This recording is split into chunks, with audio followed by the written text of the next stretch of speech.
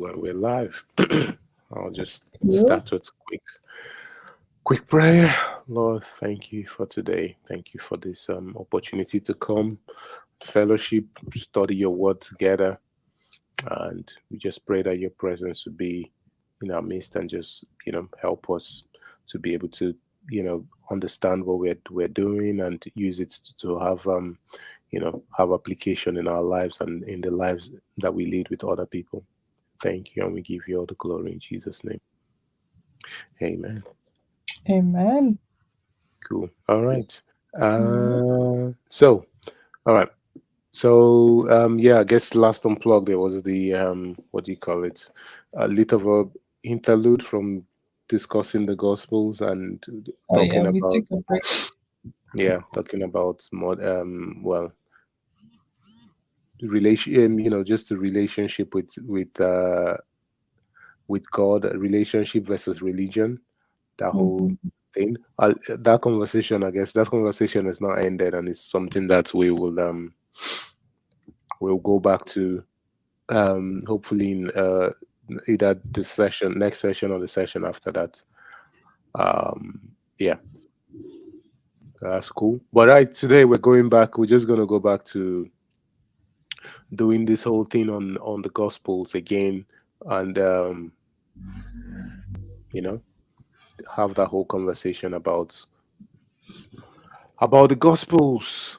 And today we'll just be talking about the opening to the Gospels, the opening to the Gospel, how the Gospel writers chose to open their Gospels, and what that we can draw out from that, and how that affects some of the stuff that is inside of it, and some of the stuff that we read, that we're gonna read as things go about. Yep. Okay. Just so the last time we talked about the Gospels, we did all this stuff about we went through some of the history that takes us from, let's essentially, from Abraham till where we get to in the Gospels, and we kind of discussed about some of the people that are just mentioned in the Gospel. We try to discuss how they've come about and the history that's got them to where they are, so that we can understand the actions that they take in the Mm. Bible. So um in talking about we talked about Herod, right?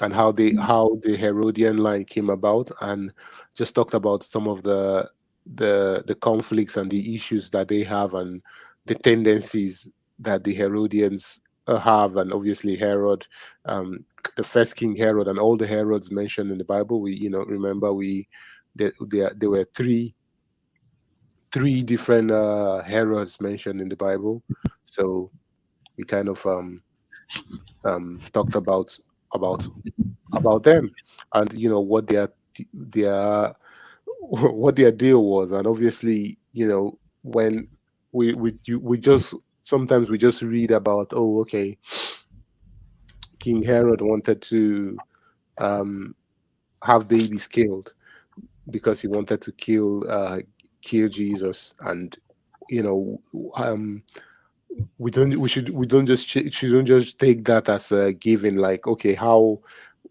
did we get to a point where Herod wants to kill Jesus so bad that he's going to kill all the babies of a certain age? You understand? So Yeah. what is going on there? So I think, looking at some of the history, I think we kind of were able to understand that Herod. And also we looked at the other Herod, Herod Antipas, who was the Herod when Jesus was about to get during the crucifixion trial and crucifixion of Jesus. um we also looked at, so that kind of explains, King of the Jews. We looked at how how we get to the Romans, how the Romans existed, or basically everything that has got to the point where we got the Romans involved. They were ruling most of the world. We also try to explain the effect of the Hellenistic era, so from Alexander the Great to the Seleucid era, and see the effect of Alexander the Great's vision of trying to get the world as they knew it to speak Greek, and to maybe what was it, to pass on that their own Greek culture to the rest of the world, and that how the effects that had. So even till, as we know, the Old Testament was translated to Greek in this period,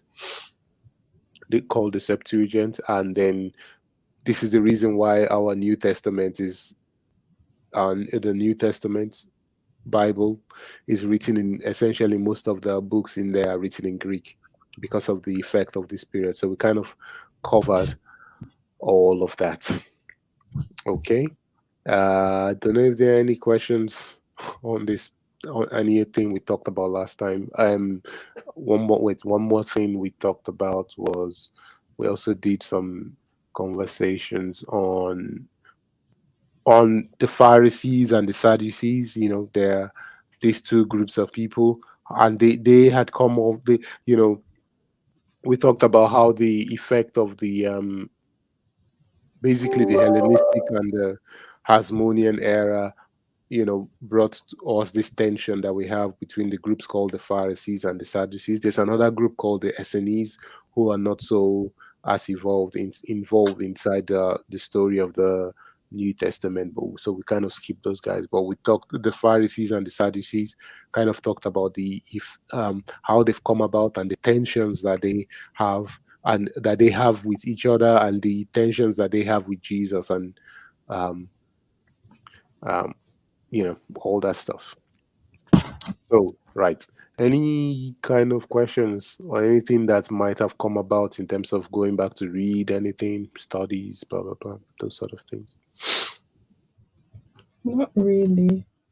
I think Okay. I took a break actually. I've just pulled out my notes again to be like, oh yeah, Mm, okay, yeah. mm. So ready to start again. Ready to start again. That's good. That's good. Yeah. I guess, yeah.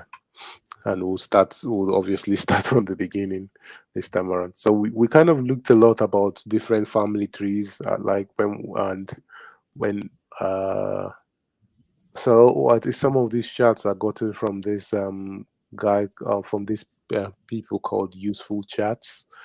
So they're very good in terms of the kind of charts that they provide. And yeah, we talk about the Pharisees and the Sadducees and the effect that they have. Okay, so that's cool.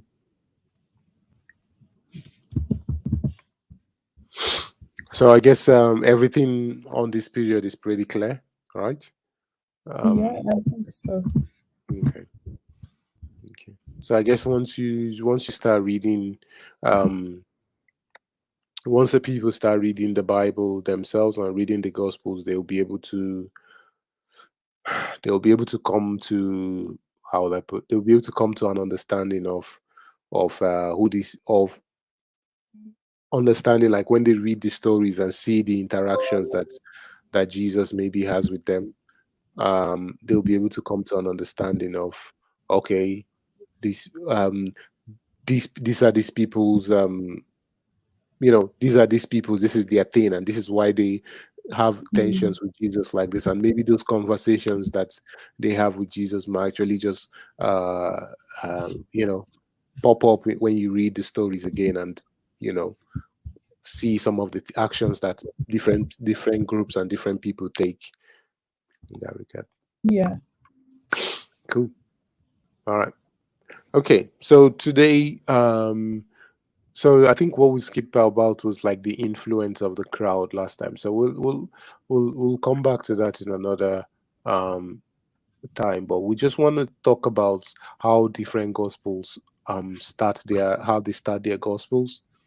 Um Obviously the start of any book, how you start a book is obviously very, very important, right? Mhm. So um it is the first point where you're able to how will I put it, introduce your subject matter to whoever your audience is, right? Yeah. And we've talked in the past about the audience for each of the books of the Bible and what they were trying to do, and I think to an extent we kind of see all those things kind of almost encapsulated in we see those things encapsulated in the beginnings of each gospel, how they start each gospel almost kind of encapsulates what it is that they were, what the story they were trying to do, or the story they were trying to tell, the people they were trying to reach out to,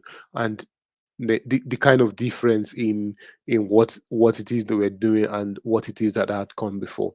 So we're going to look at it. We're going to go deeper into what Matthew does, but I just want to just to give a nod to the other to two of the other books, which is Mark and John.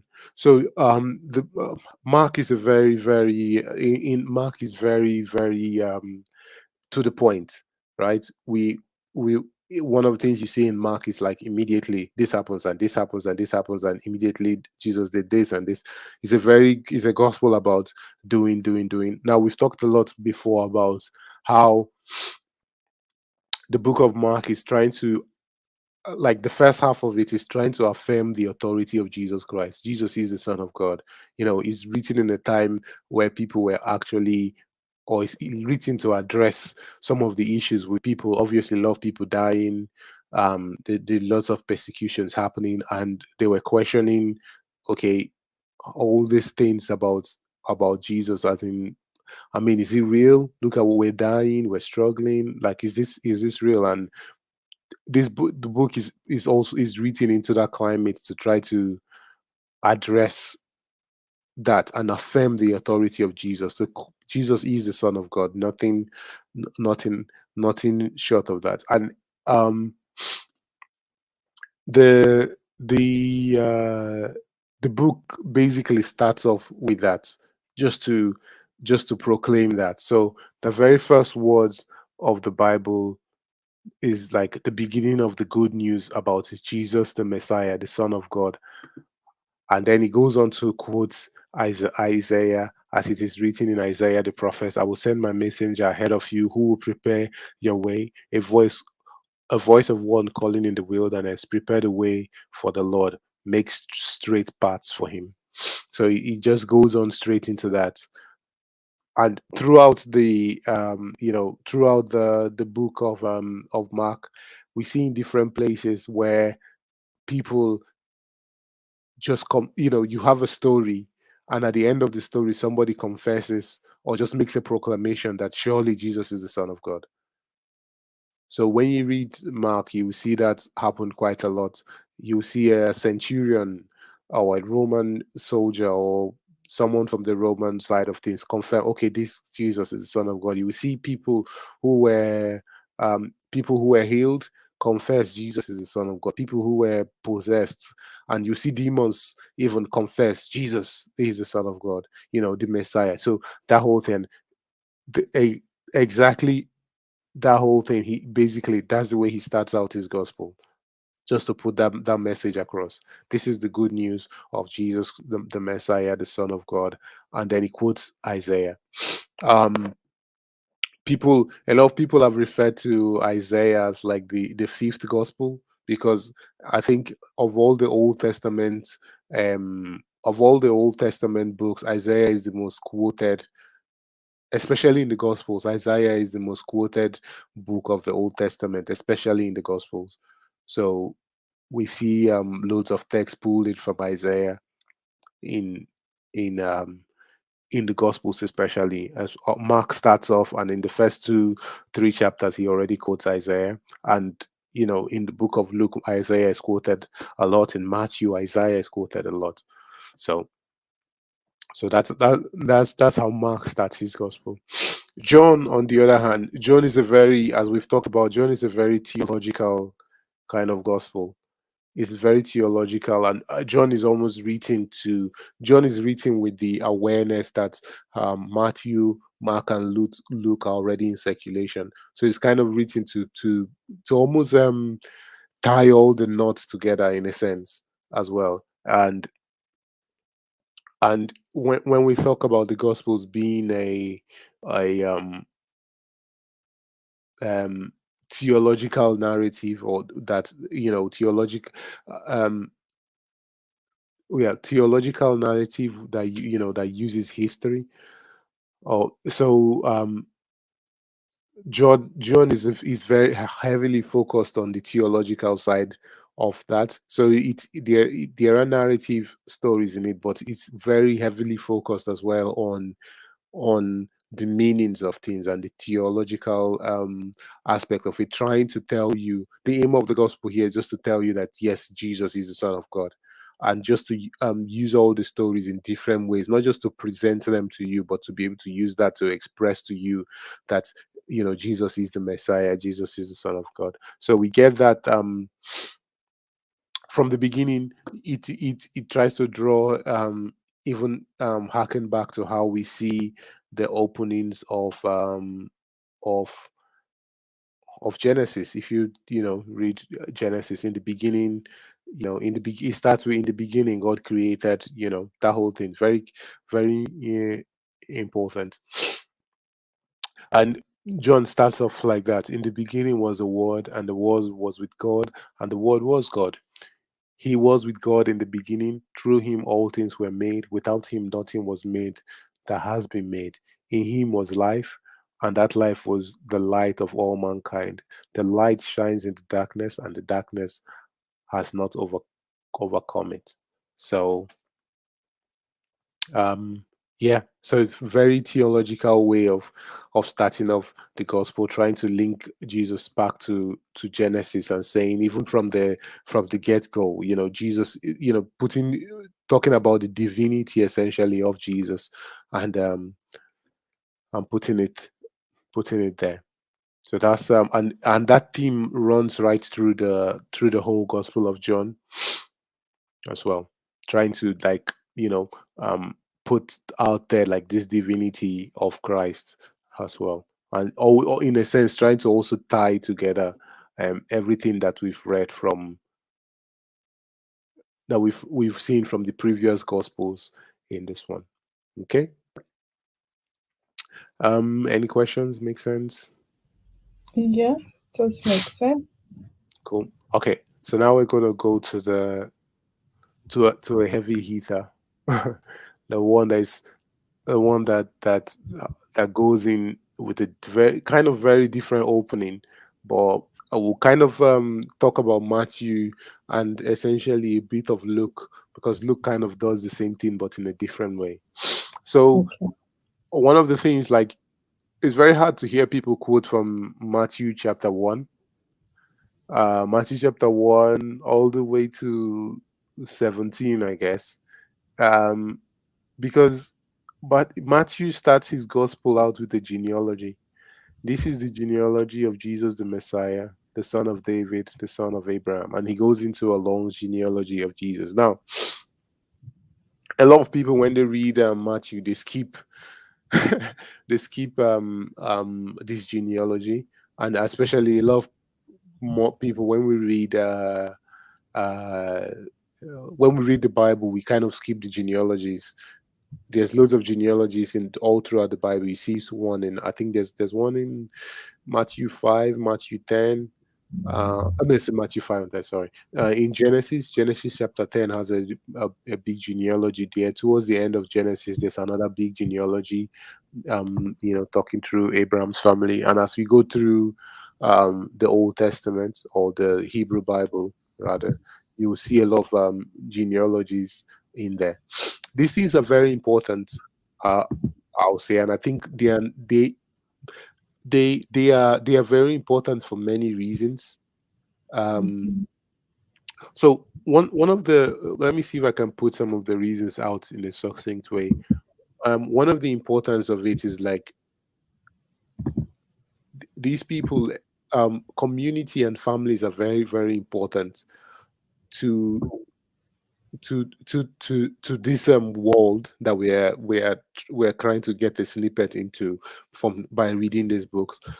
Community and family is very important. These people live in a very collectivist society.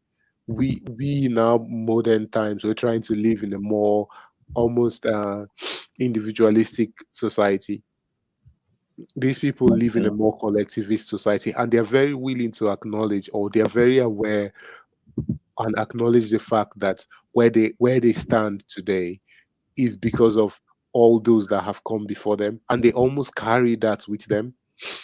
So I if see. you know, in the story of Exodus, let me see if I can, no, not Exodus, in Genesis. uh Let me see, Genesis, it's 7.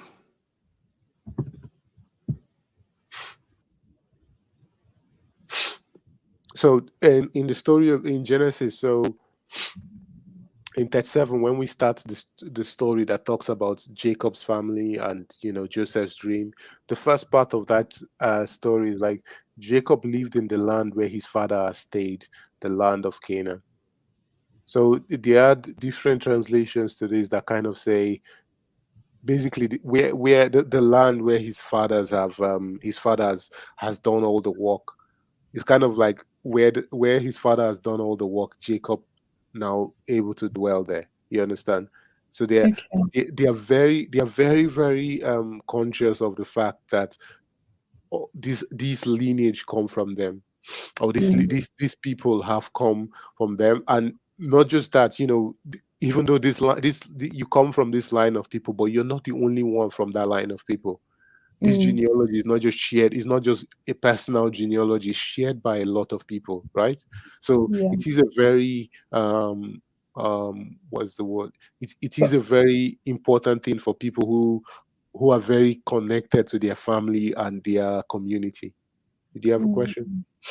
yeah, I was gonna say, is it a way of them like honoring their like parents or parents before Yeah, I them? mean, it is a way of honoring, but I think it's beyond that. It is not just honoring per se, but it is also um Like a it is part of their identity. it is a part of Yeah, their identity, right? I see. So this is who they are, Mm, right? So this is who they are. This is this line of people that they carry. So there are some cultures who I was reading about this. There's a culture, I think, in the Syrian. So again, the Syrian area is not too.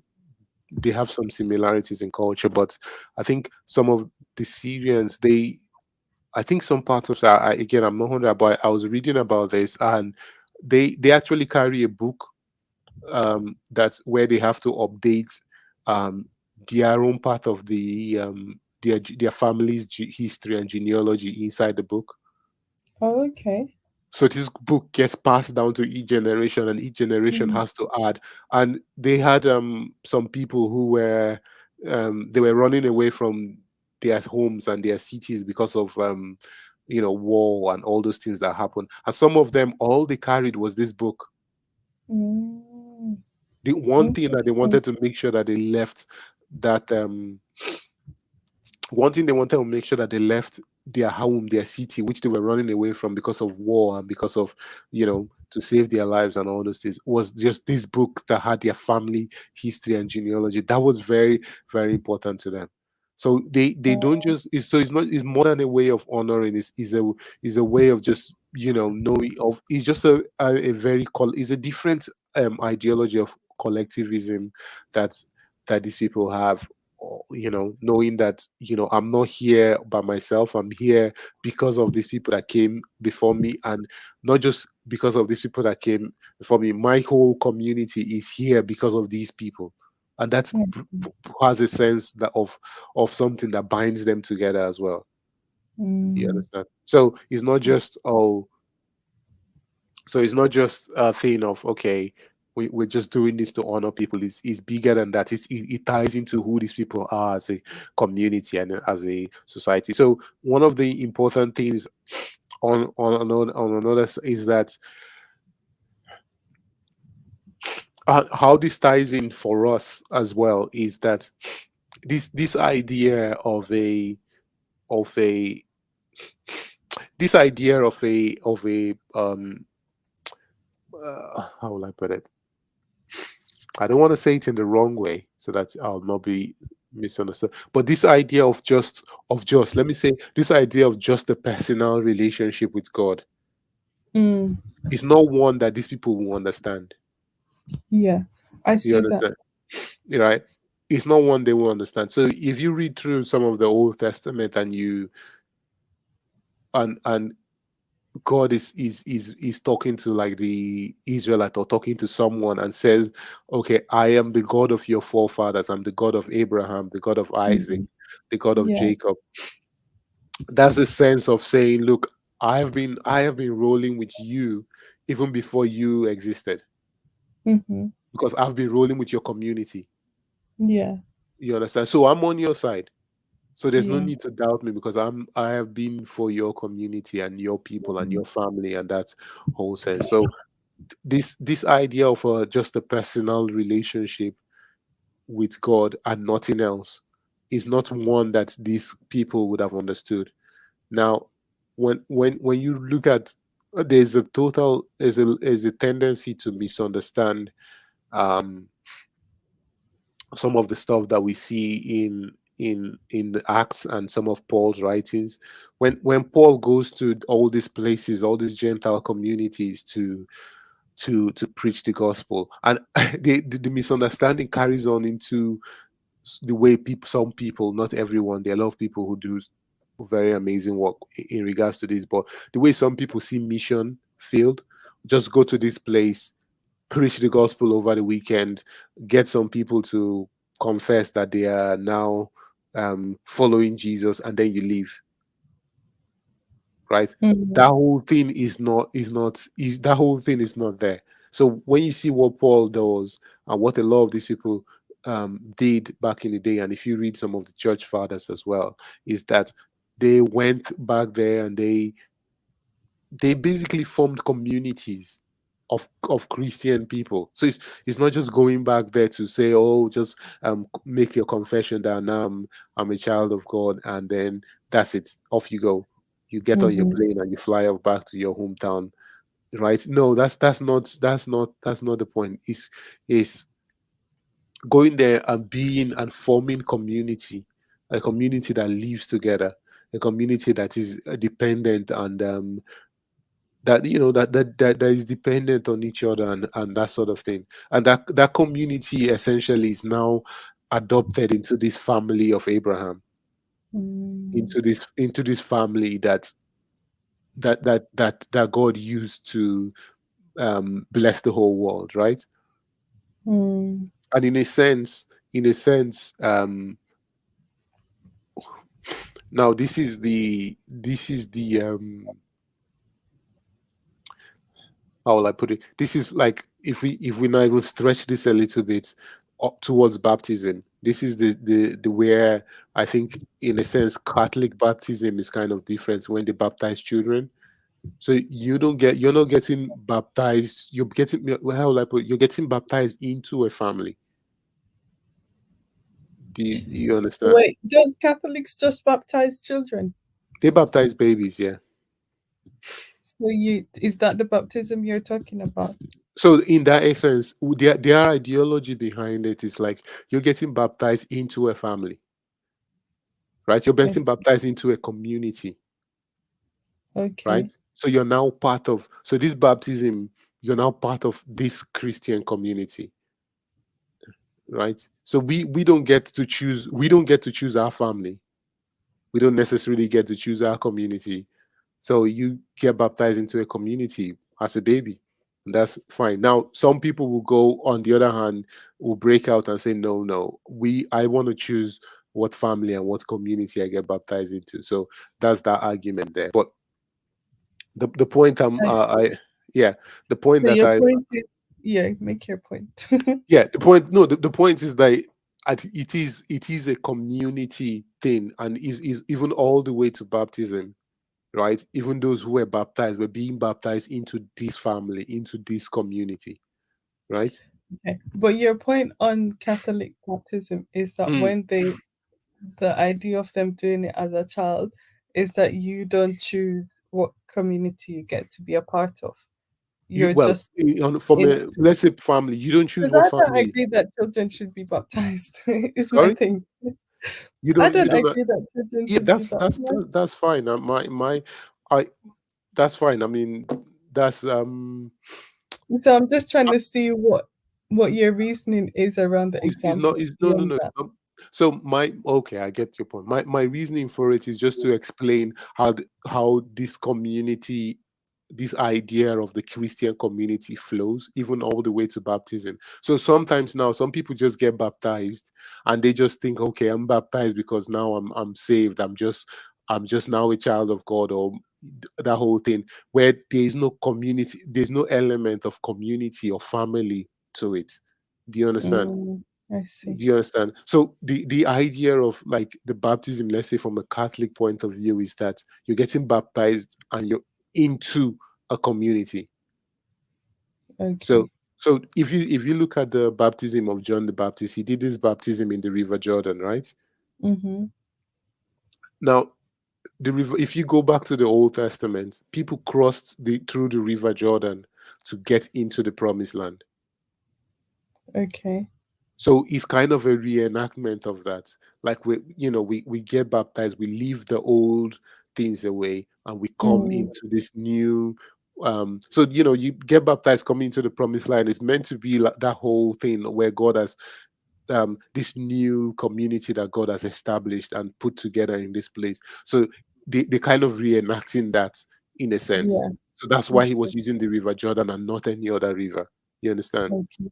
I So there see. is a community feel thing to all this thing, right? So this whole individualistic side of it is not one something that these people would have understood. No. Uh, you understand that? So Yeah. But I think when Jesus comes on the scene, not when Jesus comes on the scene, when Jesus dies mm, and the Holy Spirit comes on the scene, mhm, mhm. it's probably where it started getting more personal, because now like people don't need to go to the priest, which would foster community and relying on somebody else to communicate with God, if you get what I mean. Well, Mm, there it was like, or, and even then, like, so you have the Holy Spirit, then also you have the availability of the Bible and the mhm. widespread of that. So again, you don't need to go to like a community of people to hear it being read. Okay, so okay, those are very interesting points. However, so here's what I'll counter that with. No, not a Mm-hmm. counter, but just to say, okay. So when the Holy Spirit comes, we know the story of the Holy Spirit coming up. The Mm-hmm. evidence and the time we see the Holy Spirit coming, where people, was anyone alone or were they with people?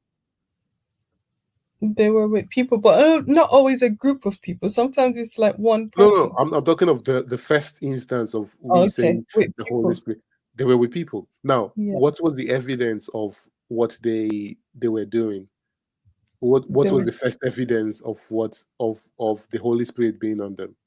they were speaking in tongues. No. Okay, they were speaking in tongues, they were speaking in languages that other people understood. Mm-hmm. So again, that is another thing of drawing in people together, Yeah, community. It is yeah, yes, you don't have to we don't have to be circled around a particular priest. However, it doesn't change the fact that we still need to live with each other and be dependent on each other.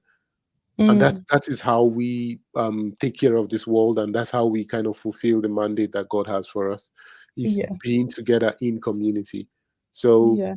yes, okay, so a lot of these scriptures are meant to be read in community. Now, Mm. a lot of, I would say, malpractice has happened along the way that's led to the point that, okay, we all have these Bibles now.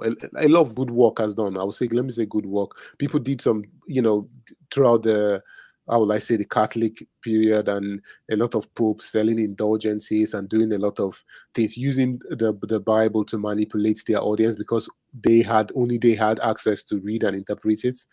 So Mm-hmm. that whole thing, that was a big problem. That And so, with the work of Martin Luther and so many other guys that came a part of it, we kind of get this all more breakdown of, okay, everyone now has the access to read the Bible on their own. However, that doesn't mean that that you the fact that you have the opportunity to read it alone doesn't mean that you shouldn't read it and talk about it in community with people, Yeah. right? So Yeah. yeah, there is that. Yeah. So No, I think those are great responses okay. because I agree that community is important. Hmm. Um, yeah, but I think there are like obvious reasons why there's been changes in how Yeah, they would view it and how like Christians today would view personal relationship. yeah, and I think that from a sense that we need to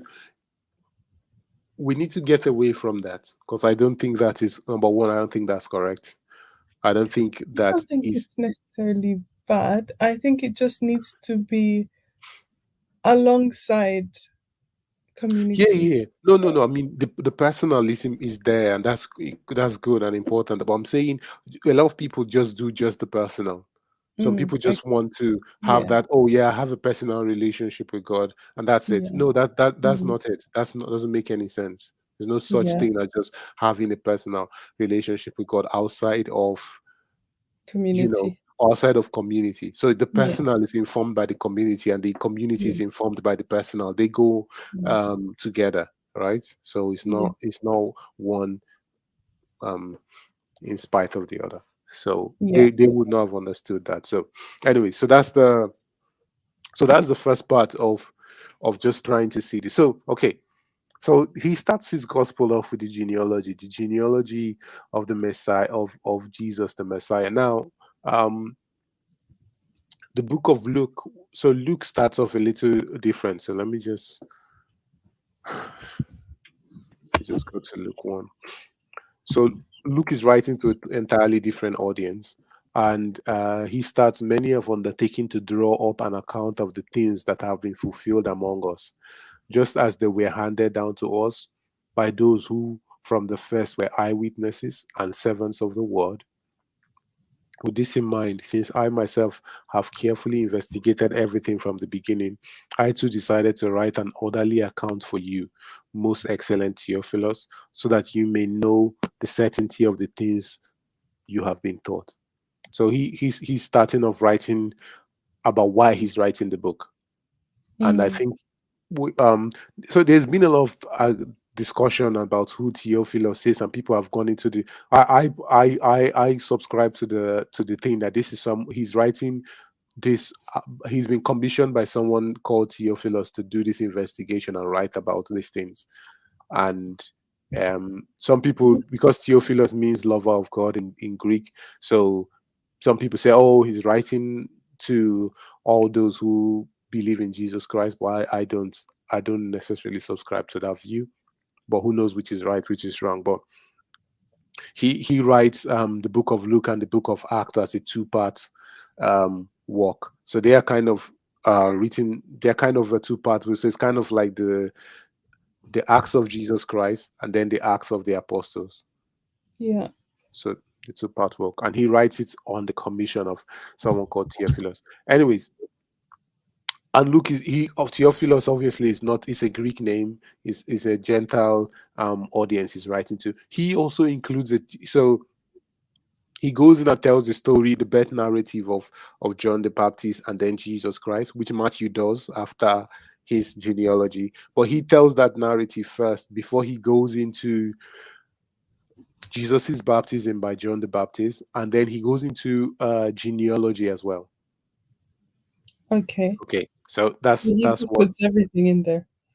Yeah, yeah. So he go back. So by the time we get to Luke chapter 3, so his opening is still, Luke is very detailed writing, like just very, very detailed all the way to Acts. It very detailed, investigative kind of piece of work. Um, so in Luke chapter 3, he gets to the point where he also includes the genealogy in there. Okay. Now, so this is where we kind of see a little bit of where we can make comparison between what Matthew has done and what Luke has done, and kind of see the audience that they are writing to. So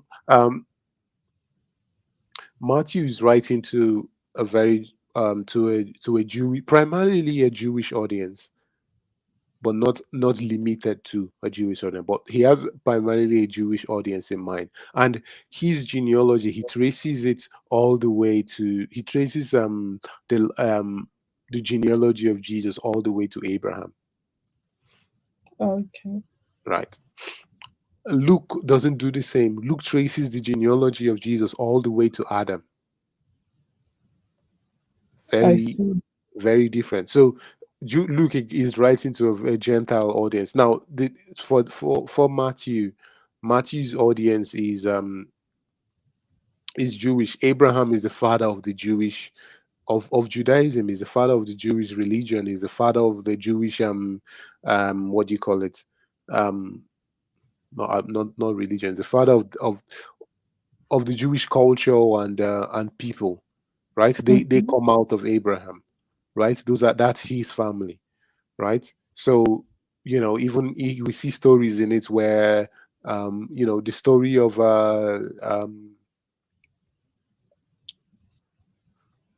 the story of the rich man and Lazarus. We see, Yeah. it talks about Father Abraham in there, right? Hmm. Is a Abraham is very recognizable within the Jewish tradition. So, and out of the he traces Jesus through the line of David and through the up to Abraham, because this is the line that the Messiah is meant to come come through. They've talked about the Messiah over and over again. They believe that this Messiah is going to come through, and they believe that it will come through the house of David, through the line of Abraham, and he traces it all the way there. Luke, on the other hand, writing to a Gentile audience, traces Jesus through to the line of Adam, and he kind of positions Jesus as this second Adam, right? Yeah. He kind of positions Jesus as this second Adam, which is very interesting. I don't know if you've anyone's heard the you know Jesus being described as the second Adam, and Yes. yeah. So that whole thing kind of plays out a little bit in some of Paul's writing, I was but going to say, doesn't Paul do it as well? yeah, so Luke and Paul work together as well. So he kind of plays out a bit in Paul's writing, but Luke kind of uses a genealogy to be able to do that. So even in the book of Luke, you see Jesus Jesus is refers to himself as the Son of Man, Son of Man, Son of Man, Son of Man. Hmm. It's very interesting um, thing, but we'll get to that. So in appeal to a Jewish in appeal to a more Gentile audience, he basically pushes it everything all the way to Adam too. So this is a more inclusive story. Not just This is not just appealing to a Jewish audience. It's appealing to everyone in the whole world. Adam is like the first in the order of creation, right? So Hmm. everyone is part of this story. So that's Yeah. kind of part of what what he's trying to tell. Now that makes sense. But this one is really appealing. The Matthew's account is really appealing towards the Jewish side of things, right? That whole story. Jesus is from the line, and Jesus is this Messiah that we have all been waiting for. The Son of God, the Messiah that we've all been waiting. This is the guy. Now the other guys, the Gentiles don't necessarily have that tradition, right? So Luke takes a different tactic there and tracing it all the way to Adam, and kind of puts his whole idea, or that kind of kicks off as well, this idea of Jesus being the second Adam, with all the Son of Man um, narrative that we get there. Okay, now Cool. there are a few. So that's one of the key different things that we see there. But here's another thing. Okay, so there are two things. We'll just look through that. Um, the genealogies by Matthew and the genealogies by Luke are actually quite different, which Which causes one which are has we looking at right now? this is the one from Matthew, right? Okay. Okay, the one from Matthew and the one from Luke are actually quite different. So they have Okay. similarities in some areas, but then they have wild differences in some places. Yeah. Um, so this so obviously Matt there are genealogies in the Old Testament, and Mm-hmm. those genealogies kind of trace all the way from Adam as well, all the way to Okay. Abraham and all the way down, right? Yeah. So we can't compare um genealogies across Matthew and Luke and then with the Old Testament, right? So we Luke and the Old Testament are pretty similar all the way to Abraham, and Luke, Matthew, and what we have in the Hebrew Bible are essentially similar all the way to David. Um, so it's from David that things start to go a little bit different. Okay. Um, so Matthew and Luke. So this is actually a source of a lot of debate about what Matthew and Luke are actually trying to do, because in their accounts, Matthew skips out a few names. Okay. He actually skips a few names, and yeah. So let's just deal with that. Matthew actually skips out a few names, and all those the names of those people that he skips out are some of them. He so okay no the the the Hebrew Who does? Bible the Hebrew Bible's genealogy kind of traces, once you get to the house of David, it kind of goes through the kings that come out of the house of David. I see. So that line of that genealogy is what Matthew kind of uses till whatever is the end of Old Testament. But here's the thing: there's nothing from the end of the Old Testament, which is like at Zerubbabel. There's nothing from there all the way to all the way to the birth of Jesus. Okay. There is nothing from there. So we just deal with But what's when you in. say there's nothing, you mean within the Jewish That's where genealogy? yeah, yeah. So the Hebrew Bible essentially. So let's look at this, right? The Hebrew Bible essentially stops here. Zerubbabel, Shealtiel, the father of Zerubbabel, Zerubbabel. So essentially, at Zerubbabel is where the Hebrew Bible stops. Okay. So what this is doing is And using David, and it goes through the house of David, from David to Solomon to Rehoboam. These are all um people from the line of the kings, okay.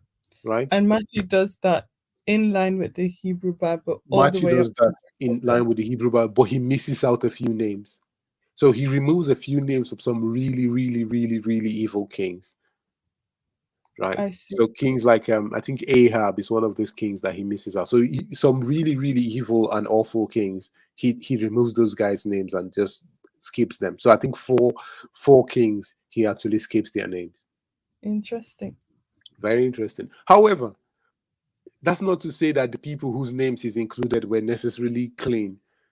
These Okay. people, the ones he skips out, were especially evil. But the ones who he lives in, they are not Some of them were a necessarily bit they were not good. necessarily good or clean. They Yeah. do a lot of awful things as well, right? Okay. We know the story of David and some of the things he commits, and Solomon and Rehoboam. Some of these kings were really, really uh, terrible kings, to be honest.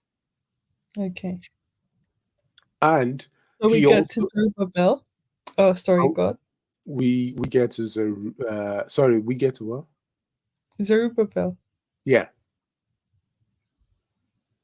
I'm And then sorry, I what didn't get does your Matthew question. do? So yeah, we get to Zerubbabel as well, but yeah, we get to Zerubbabel. Okay. And then from Zerubbabel all the way down, we kind of get another list of names that is very hard to verify um if they are,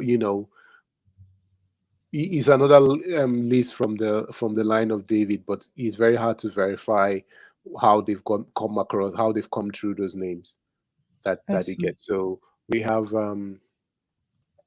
So this is like Matthew and Luke's account. So if I show you, here's Luke's genealogy.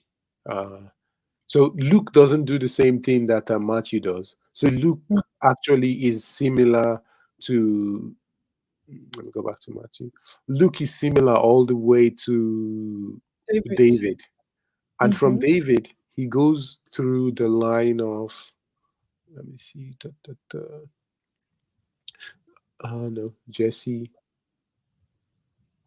So from David he goes through the line of someone called Nathan. Wait, hold on.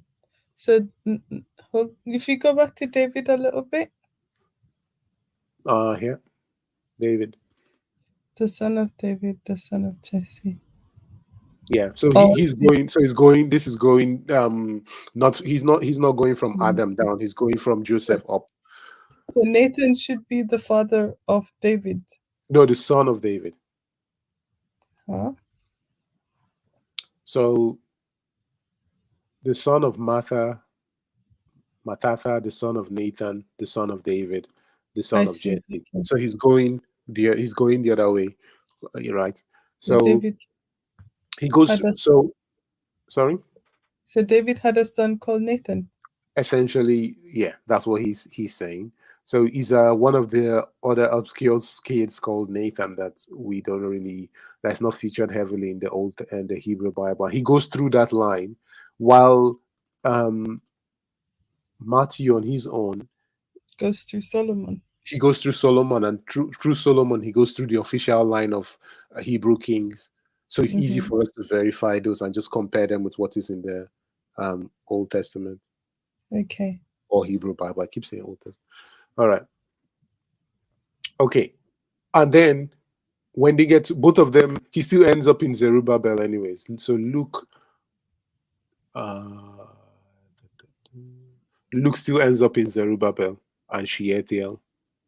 And Joseph and Judah and Levi down, no, the opposite direction. Oh, there's many Levi's. Okay. There are many in Levi. So he still finds a way to Zerubbabel. And so this line is very hard to Is it the kind of. same Zerubbabel? We believe is so Zerubbabel, son of Shealtiel, is the Okay. same, and Matthew King pretty much has that same. The father of Shealtiel, the father of Zerubbabel. So we believe it's the same Zerubbabel. I Yeah, see. Yeah. Zerubbabel is kind of the last one that we know of from there, and then things now go differently, and so we Mm-hmm. have just put this for you. So in between Zerubbabel and getting to Joseph, Luke includes twice as many people, and Matthew really doesn't, not that many people, and gets to Jesus. And here they just Okay. loads and loads of people all the way to Jesus. So I see. this kind of presents a lot of points of discussion, like, okay, how has this happened? What are these guys doing here? Okay. Okay, so now the first thing to discuss on that is this essentially. They are not just they're writing a genealogy, but they're trying to tell a story with it as well. All right. Okay. So one of the things that we see, Matthew changes the names of some of the people to kind of to give a nod to other people. So a king called Ammon, he changes the name to Amos just to give a reference to to the prophet Amos. And a king called Asa, he changes the name to Asaph to give a nod to the poet. But what he does is that he basically puts 14 generations from Abraham to David, 14 generations Okay. from David to Zerubbabel, 14 generations from Zerubbabel to Jesus. I see. So again, 14, the multiple of 7, 2 times 7, 14. What does We've talked Yeah, about but I forget. go on. What does the numbers mean? I forget. Oh, 7 is like perfection. Okay. Yeah. And yeah, 7 is like perfection, 2 is like society. Okay. right? So The he perfect basically, Messiah. well, exactly, he basically puts um 14 generations from Abraham to David, David to Zerubbabel, Zerubbabel to Jesus. Mm, So he arranges it in that way. So I he see. leaves some names. So maybe he doesn't leave the names out because they were evil kings, but maybe that was the second factor. But he makes sure that they are just 14 generations from this to this or Yeah, this to that to yeah. create that story. If Luke, you on the had other to hand, choose 14, you just choose the best that you can. yeah, yeah, Leave exactly, somebody exactly. out. Luke, on the other hand, goes a different way. He just basically creates 77 generations. Ah, seven twice as well. Exactly. So they both they don't do the same thing. Seven, seven. The other one seven times two. The other one seven, seven. So he Okay. just does 77 generations from Adam all the way to Jesus. Yeah. So this is actually quite important. What's more important to them, the way that they're trying to formulate the story and the numbers that are used. So all those things kind of come together for the picture of it. Now it gets more complicated than that because it's like whose genealogy is this? Is this a genealogy of Mary? Some people think so. You hear some scholars say, "Oh, Luke traces the genealogy of Mary," right? While Mhm. Matthew traces the genealogy of Joseph. But if you read the stories or if you read the accounts in the Bible, I don't necessarily believe that's what they're doing. He's actually tracing. There is a very you can get into a lot of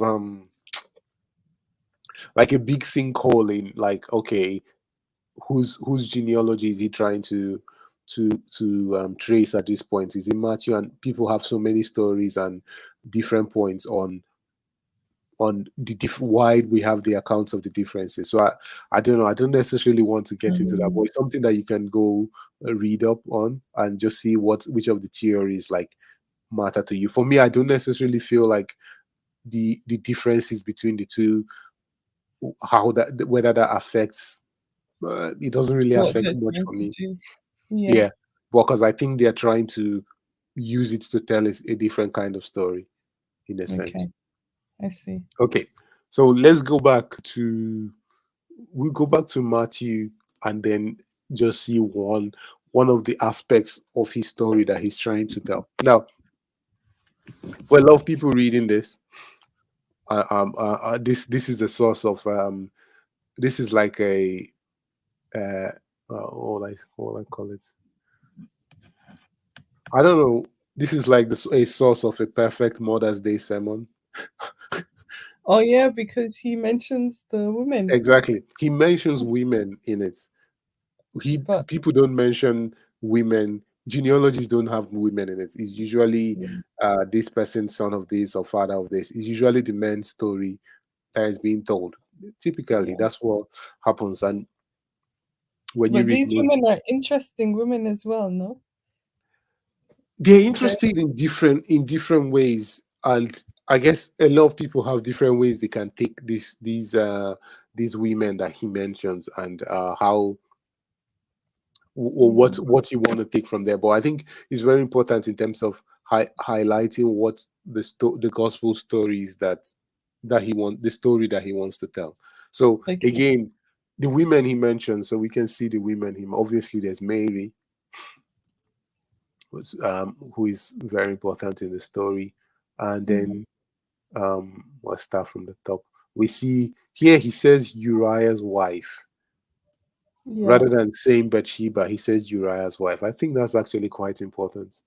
He mentions Ruth, he mentions Rahab, Oh and he yeah. mentions Tamar. So Tamar, Rahab, Ruth, Uriah's wife, and then Mary. Okay. So if we just leave Mary aside for a minute, so I think it's pretty important, anyways, that he mentions the women because one of the things that you get used that any reader of the gospel will now get used to seeing is that oh, the women are actually quite involved in this story. You're not Mm-hmm. reading a story where the women are just taking a back seat. They're actually quite Yeah. involved. Now, they are not part of the 12, okay?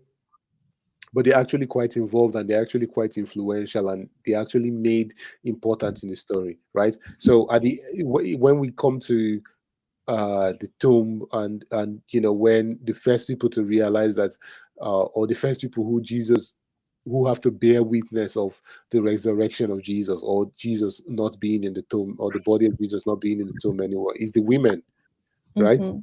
And this is at a time when women are not considered credible witnesses in court, Yeah. which is a pretty, in a way, it's very ridiculous to actually tell a story that depends on women being witnesses Yeah. when the court system and tradition of the land doesn't allow identify women as credible witnesses. Mm. So, so again, this is kind of like a nod towards that story that the women are part of this. The women are important in this as Yeah. well. Secondly, um, so you will get some people who kind of highlight the fact that these women are the Oh, stories that they come out of are actually quite, they have scandals in their stories. yeah. I kind of push back on that. I've heard Mm. that a few times. I kind of push back on that because the men in this story are filled with scandals as well. Mm. Because David, his story has a lot of scandals in it. Yeah.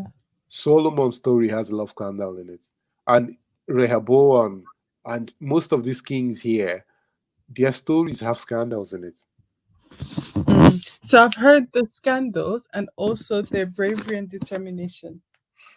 Two Yeah. things. That they The- had I scandals, I but I they I I were like I like very I brave like or determined. I like that bravery and determination part because I think that part of the story is always not mentioned. These women are almost sometimes apart from maybe not Ruth, but they are like Tema. Her story is actually quite a difficult story. Mm-hmm. She has to disguise herself as a prostitute To get a to son. yeah, but it she she was being let down by the family who had promised Mm. her something, and she wasn't being treated well. So she went Yeah. out of her way to try and get, and it was a means of survival as well. This is one of the things that I think when people tell some of these stories, and they always never realize the disadvantaged position some of these women found themselves in. If you're in Mm. a situation where you don't have a husband, or your husband is dead, or and you don't have you essentially don't have a means to provide for yourself, and what is your future in that regard? So the Mm. family that has to take care of you, and there's certain things that have been put in place for the family of someone whose husband has died to be able to take care of the person, right? And once that is not being met to, the woman is put in a very disadvantaged position, and her life can be pretty difficult.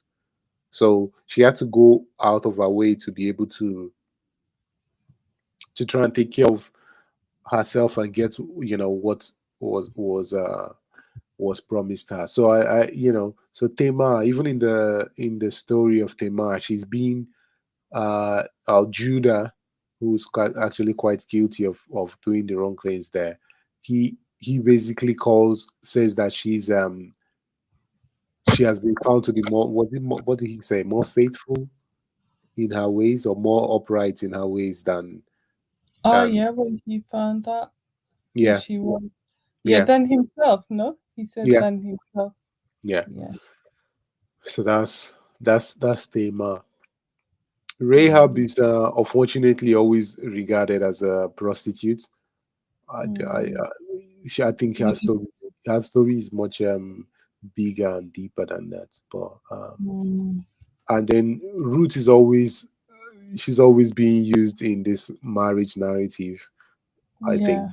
which I think is actually quite But I ridiculous. think I think what I've heard that used a lot about Ruth is the her proclamation to Naomi that, Yes, oh, that's where very you good. go, I will go. Your Mm, God will be my God. be Your my people. God, My yeah. people. That's actually That. quite deep and quite important in that story for Ruth. Mm. It's kind of like I like the fact that if I think we did the book of Ruth last year, but in that story, when she makes that proclamation, Naomi just says nothing because Mm, this whole thing made no sense to her. yeah. And that's kind of one of the most important things that we see in the Bible. It's kind of this how will I put it, this is what's it called, kind of a loyal love that makes no sense. Mm, There's no reason for this person to um show this form of uh what they call it, ahava, some their form of love and sacrificial or loyal love as well. mm, There is no way that this makes any sense. And yeah. that's kind of very important for Ruth. And then Uriah's wife, which is kind of Mm, like a Bathsheba, who is the mother of Solomon, and she has yeah. this very, very, she comes through in this very terrible story with David, which Mm, is not very, is a story that David, tried his way to make sure it doesn't come out. And yeah. Yeah, I mean, having her there is interesting, and even having her there in that context, because throughout the whole story of David, she kind of doesn't have a voice, at you least know, within the story. She's not saying anything, she's just going along, but it's like she has to go along with what the king says. But she does at the end get mentioned within the genealogy. I don't know. yeah, okay. So there is this oh god, there's this thing about people doing. So there's this guys, they're doing like a series on um important women that that have influence, but their stories are almost hidden. I Mm, don't know how to put it. So one of the people, there's Hagar. Hagar is a very big, it's almost like a small story, but it's a very big historical significance Hagar has in the Bible. okay. And another one is Bathsheba. Yes, she's almost just dragged along in it. But Mm, if you keep reading the stories, Bathsheba's voice is very important in picking the next king after David. uh, Yes, she I has a see. very, very big influence. See, so Oh yeah, because she tells him, "You promised my son." exactly, she connives with Like, the prophet Nathan. yeah. David at this point is in and out of consciousness. He's not very in it. Mm, So they come in and say, she goes and says that Nathan comes in to support her. Both of them have planned this already. yeah. So there's no part of the story where David says actually promises Solomon to be king. But Mm, her influence makes this possible. I see. Because Solomon is not one of the senior sons. He should not be really, if you go by how things go in terms of the eldest son being king. Who was that? Who's meant to be king? I Is it don't know. Adinoja? Adinoja is meant to be king. So not Solomon. And Uh, so when so I read it, I actually thought that that David had made a promise before, and that she's just reminding him of it at a well, crucial point. But I don't know if yeah, if he hasn't so actually. if you read closely, Mm, she basically connives, she basically plans this with Nathan. Now, is it possible that David had made this promise to her and that part is not in the story? That's possible, but that part of the story, that whole sequence looks like a um um Nathan and Nathan but and Bathsheba plots to get to make Solomon king, and they successfully do that, and Solomon yeah. becomes king. So while she's being dragged along for the ride, and she's almost being um wrong is being done to her, Mm, in the end her voice is actually quite important in terms of picking the next king of Israel, and Solomon becoming one of the most famous kings that we yeah. we know about. That's a So good point. I'd forgotten about that. yeah, yeah, Yeah. exactly. So while while she might she gets thrust into a position that is quite powerful. in the end. Mm. So, I don't know. We can you can turn that into a preacher's moment of saying God has a way of turning someone's bitter story into something sweeter. I don't know, if you want to go down that regard. But so she I becomes mean, the that's queen, what all of these women mentioned, though. Like, they do essentially, come out pretty well in essentially, the end. essentially. But and she's the queen mother. She's the Mm, she's the queen mother in the end. So, yeah, but yeah, a lot of travesty. But she is not mentioned by name. She's mentioned as Uriah's wife. yeah. So, okay, the other thing that I think is very important, that I think even the fact that she's mentioned by as Uriah's wife, that should actually strike something in the heart of, or in the minds or heart of anyone who is reading this, is that Uriah is actually not Jewish. He's a Hittite. He's a Hittite, exactly. Ruth is a Moabite. Yeah, Rahab is from the people in Jericho. I don't know what they're yes. called. That's where Rahab is from. The Tamar, Canaanites. The Canaanites, yeah, I don't know. exactly. Tamar is actually not Jewish either. All these women are outsiders. Yeah. So Okay. one of the most important things that we see through the story of Matthew, and what one of the things that he has carefully plotted in his genealogy as well, is the inclusion of outsiders in the story. So So he is doing a similar thing to Luke then, in terms of it not just being yes, about the God of but the Jews. so okay, so here's the thing as well. If Yeah. you read the especially the letters of Paul and Hmm. the story of Romans, and even Acts, one of the biggest conflicts that we have there is that we have a lot of the Jewish Christians who are saying, no, no, no, for Gentiles to be part of this, you have to become Jewish and Mm, follow. This is a Jewish thing, yeah. right? So they still want to, and a lot of again, another part of the rejection of Christianity as well, from some of the Jewish from people who were still within Judaism, was also like, no, Judaism is for us to keep ourselves, set ourselves apart from the others, Yeah. right? Not to bring others into us, but for us to set ourselves apart from the rest of the world. Now, Hmm. this story, again, it is written for the Jewish audience in Yeah. mind. But this story, as mainly you come in and you read Tamar, okay, no big deal. Rahab, Canaanites, already in the history of our in our story. Ruth, Moabites, and here no, he doesn't say Bathsheba. He says Uriah's wife. Uriah is like his story. He's famous. Like this guy was not Mm. Jewish, so that's why he puts. I believe he uses Uriah's name rather than just writing Bathsheba, right? Oh, yeah. So outsiders have always been part of our history, Mm, right? The yeah. genealogy of our story. Whether if you want to accept Jesus as Messiah, our history. If you want, don't push Christianity aside because of wanting to accept outsiders, because outsiders have always been part of our story, right? Our Yeah. history, our genealogy, because this is a shared genealogy, right? So our Hmm. story has always included outsiders, Mm, and that is one of the things that is right. And throughout this the book of Matthew, where we get instances of outsiders being pulled in.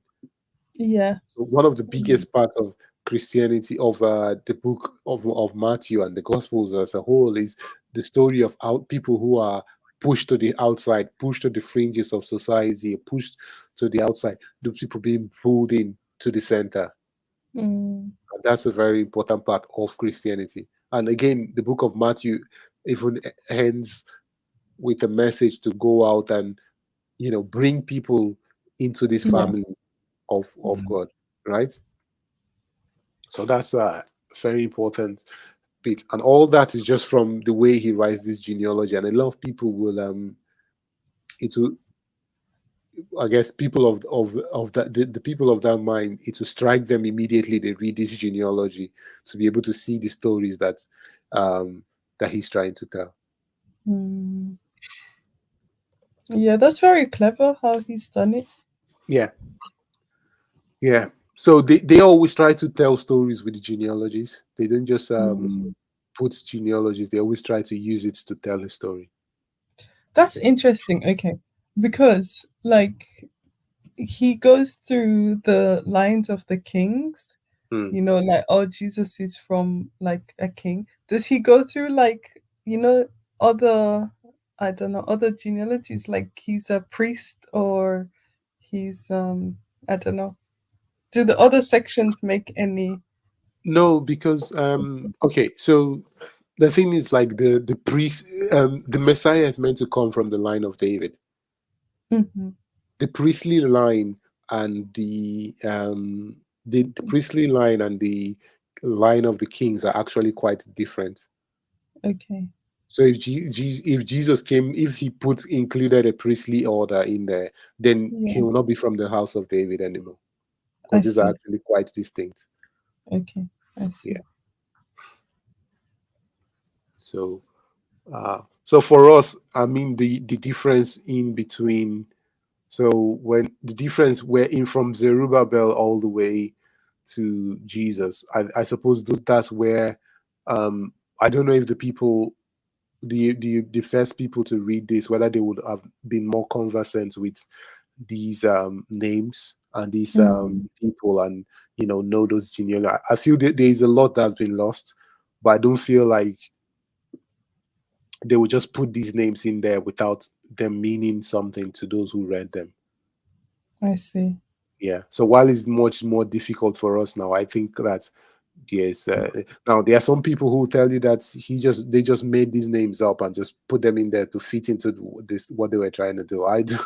I particularly don't believe in that, because I Yeah, I think these mean, people. he's got enough grandfathers. You don't need to make up names. Come Yeah, on. I think these people um genealogies was very important to them, and it's Mm, something that they kept real, close and like well recorded. So yeah.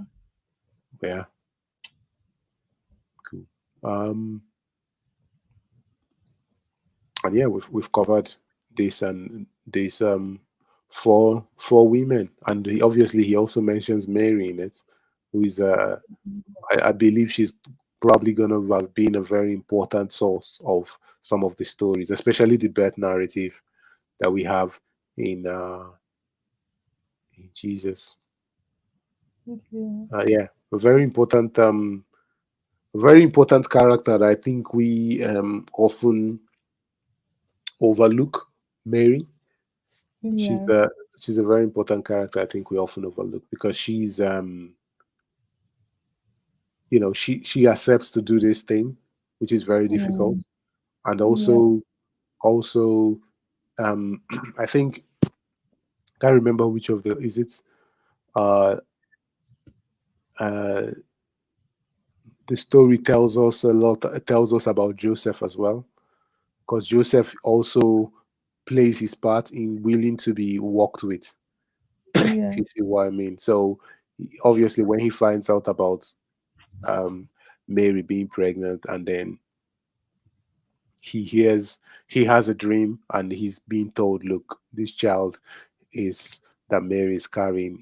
Basically confirming what Mary has said to him, and Mm, Joseph is actually open to be walked with, and he actually doesn't try to he actually goes out of his way to make sure that Mary is not disgraced, yeah.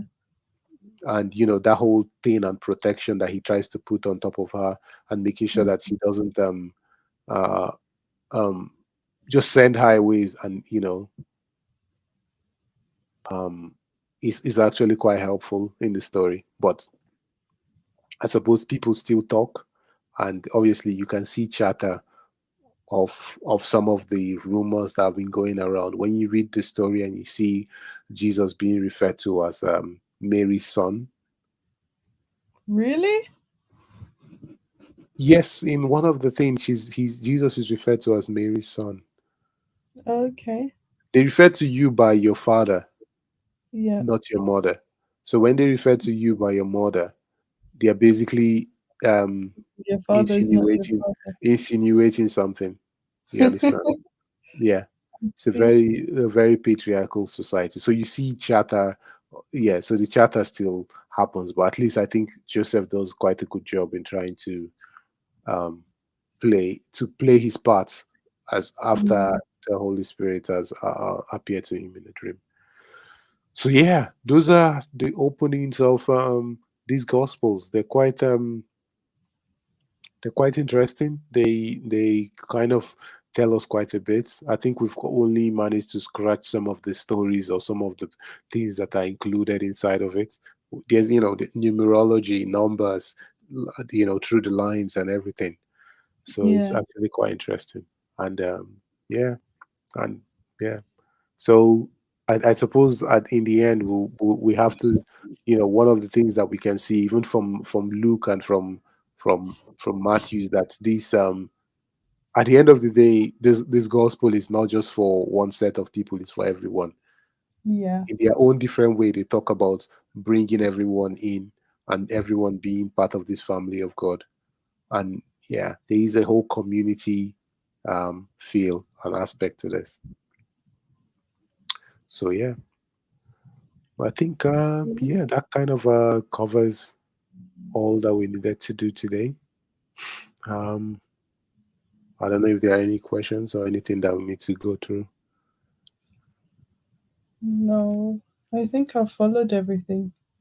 Hmm, fantastic. I think Tolu is there. No, Yeah, sorry, I didn't add you to the stream. no, it's fine. My battery died, so I've been in and out. But yeah, from what I've heard, it's really good actually. Particularly the part about the names in the genealogies. Hmm, I've actually read that a number of times, and to be honest with you, sometimes I just glaze over these genealogies. yeah, But that's really interesting, and I even if I had read it over, I wouldn't have picked it up. And I think what you say about in terms of the people who initially were reading it, hmm, they would have picked it up. It's like in my language, Yoruba, if I see different names, like if I was reading a genealogy of my family, and I'm yeah, seeing certain names, I would know that they were from my side. yeah. And if I'm seeing other names, I'd be like, oh, that's a Igbo name. Oh, yeah, that's Oh, actually quite that's that's a actually Hausa quite true. name. Yeah, They're not yeah, yeah, Yorubas. I didn't know that they were in my family. So yeah, so for some of them, yeah, it would stand out a lot more, like you said, actually for them than it does for us. We just glaze yeah. over it. To us, they're all Jewish names. They're all Bible Yeah, names, sort of thing. yeah, Yeah, yeah. I wish. Oh man, I wish I thought about that. I wish I thought about that way of explaining. That actually is very, very. yeah. That's actually the best and easiest way to actually explain things. That makes a lot of It's, sense. it's quite funny because, Yeah. like, you know how people like to pick Bible names for their children. Yes, yeah, Some of them are probably picking like Moabite names or like names because they don't know yeah. It's true. I necessarily that mean, it's if you call your child Roots, you're naming your child, giving your child a Moabite name. yeah, Yeah. thinking that you're giving a child a Bible Jewish name, but it's quite fascinating. That's true. That's actually true. Yeah. No, nobody calls their kid Rahab though. Or Yeah, I've because heard you know, Tamar. because she's a harlot, so yeah. Well, I've heard Tamar though. I've heard Tamar. Yeah. There's a few things. David's daughter was called Tema as well. Yeah. Okay. But I And think that's they go with that reference that David's yeah, daughter. her story is not good either. Yeah, yeah. Her Yes, story is true. not a good story. So yeah, Yeah. there's no boy. Yeah, I guess Tema it sounds like a very nice name. Mm. Yeah, sorry, I'm gonna steal your way of explaining things. No, no, no, I actually no. like it. That's actually quite cool. Yeah, Yeah. because I suppose because yeah, for us that come from Yeah. these parts of the world that speak different languages and have the certain name. When we hear, if we kind of look through our genealogies and see names that come from another tribe or another, ethnicity, will like that will really just stand out to us immediately. Mm-hmm. Yeah, that's very good. I think it's from anybody like you have Spanish names, Italian Yeah, names, true. Yeah, Yeah. yeah, yeah. you would recognize, oh, this person is different. You'd be like, oh, okay, I didn't know I had Spanish people in my family. Like it would stand out for you. Yeah, yeah, yeah. It will. It will. That's quite Yeah. cool. That's good. Mm. Yeah, but Oh, that's it. I mean, interesting way for them to open their. For me, every very time I've read Matthew 1, I'll just like quickly gone through it. forward past that. I don't even read it. I just go past like, nah, I'm not reading Oh my God. David, Joseph, Jesus, good. Yeah. Yeah, once at the beginning he helps by saying David, son of David, son of Abraham. I'm good with that. Let's move on with Yeah. this. And Let's just go. but the thing that said we miss so much because that's so brilliant that Yeah, God's always including outsiders in that story, and that's so amazing yeah. for I guess us Christians who are adopted into the in that sense Mhm. into Mm. the family of God, like to see that and understand that. Like, yeah, that's really cool. That is. Yeah, Yeah. that's Yeah. really cool. I just realized as well that it says like the father of Joseph, the husband of Mary, to what you were saying that Mhm. like Mm. Joseph did what he could to like to Yeah, accept Mary and make it official. yeah. Yeah. You think that they're trying to make a point in that one? What do you mean? That Joseph is her husband. Yeah, but that actually that Jesus is the son of God rather than the son of Joseph. 'Cause I think Mm. you mentioned that literally like that they call or it's referenced that Mary that Jesus is the son of Mary or something like that. And Yes, I think yes. you did say that it was Yeah. potentially like a slur. It might have been a slur, but could it be that they're emphasizing again that this is the son of God? I don't know. Not really the son of Yeah, Joseph in yeah, a human form. Like, yeah, maybe. maybe. Yeah, I suppose that's trying to reinforce that to a certain extent. It is one of the things that I think one of the things that they do quite a lot is there's a delicate balance between trying to say Jesus came through Mary or Mm-hmm. Jesus is man and Jesus is divine. Mm, It's kind of very uh uh quite difficult. I don't even know how they managed to yeah.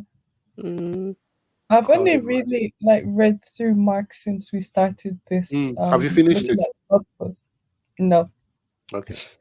it's a shame. Sorry, no, but he does go through that balance a lot, like in proclaiming who Jesus is. Like just the Mm, fact that people get it, then they don't get it, and they kind of get it, and they don't get it again. mm, It's that balance of is he God? Is he human? Like who is he? mm, Um, I think he yeah. does that a lot. Yeah, yeah. It's quite interesting. He does that. But Yeah. yeah, it's a fine balance. Fine balance. I think I don't know with all the fights and fallouts that come out uh, after this, it's very hard to know whether they achieved that balance or not. Because Mm. there was a lot of there were riots about the divinity and the nature of Jesus and all those things. So I it's mean, quite I believe it, so I think they've achieved something. yeah, yeah, yeah, yeah. Yeah, I mean, they did have that Council of Nicaea to kind of mm, iron out what everybody should believe. So there is that. Mm. But yeah, it's interesting. I think we've kind of covered most of what we want to cover today. I suppose on the Luke side of things, again, we talked about the whole thing or linking up to Adam and seeing Jesus as this second Adam, and there's this mm, whole Son of Man narrative Mm. that flows through the gospel. Jesus refers to himself as the Son of Man. That Yeah. whole thing is the Son of Man is very complicated. It comes from the book of Daniel as well. mm, But Mm. is so one of the best explanations, or at least that I have taken from this is like is is like the truly the human one. okay. So it's like so Jesus is the Son of God, but he's the Son of Man. Jesus is he's Son of God. So Adam is the Son of God, right? Adam is directly created. So if we look at Luke, hang on, let me make sure I'm not. So in Luke, he traces Jesus all the way to Adam. So it says the son of Adam, the son of God. Okay. Right? So Jesus is like so this whole thing, like Jesus is like the second Adam. So while and then that link to the Son of Man is like while Adam and that digit line that have come out of Adam have kind of, they were created to be human, right? Mm. They're created to be the human one.